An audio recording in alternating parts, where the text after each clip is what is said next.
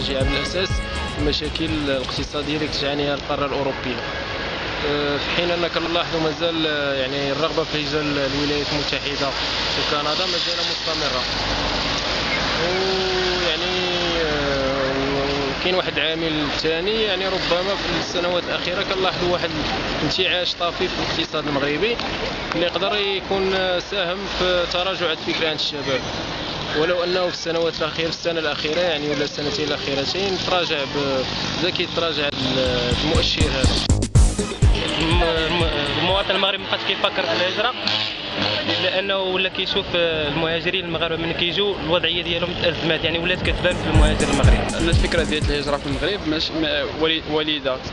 ماشي وليده اللحظه، شحال هذه كدي مع المهاجر، مع المواطن المغربي الفكره انه يهاجر، حيت كان اقتصاد الدول الاوروبيه يفوق بكثير الاقتصاد الدول المغاربيه او المغربيه والدول المغربيه، وبدا وانه الفكره اللي جعلت الناس تهرب ان قله فرص الشغل هنايا، وان الوضعيه المزريه اللي عاشوها الشباب في الفتره تاع الستينيات السبعينات الثمانينات حتى التسعينيات بدات تتولد الفكره تاع الانسان يهرب من هذا الوضع المزري فيغ كوتي ان ممكن التجاره الاوروبيه.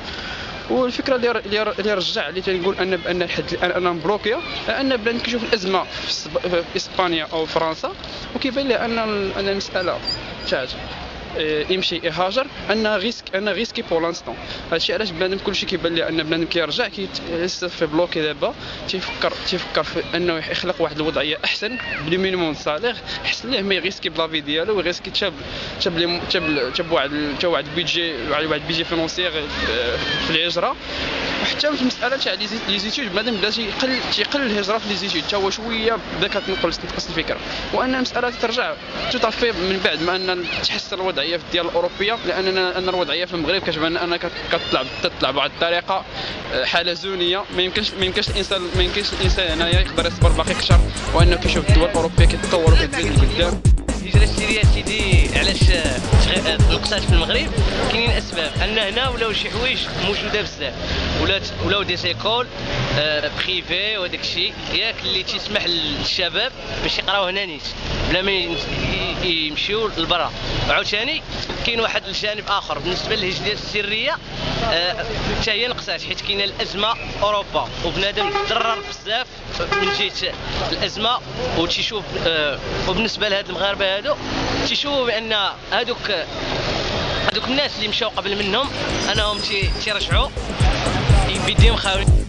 قد الامر ما كيبانش لي ان هناك تراجع، قد ما كيبان لي ان الفكره كتزاد تنمى عند المغاربه اكثر. بالفعل يعني الجانب الاقتصادي اللي تعيشه المغرب، الا انه السلطات هي اللي قامت بواحد المجهودات اللي هي كبيره بزاف، اللي حدات من العامل ديال الامر هذا ديال الهجره السريه، الا انه المغاربه رغم ذلك باقيين تيفكروا في هذه الهجره بطرق اخرى، يا اما يعني بكونطرا مجموعه من الدول، او امر اخر اللي هو الهجره لكندا.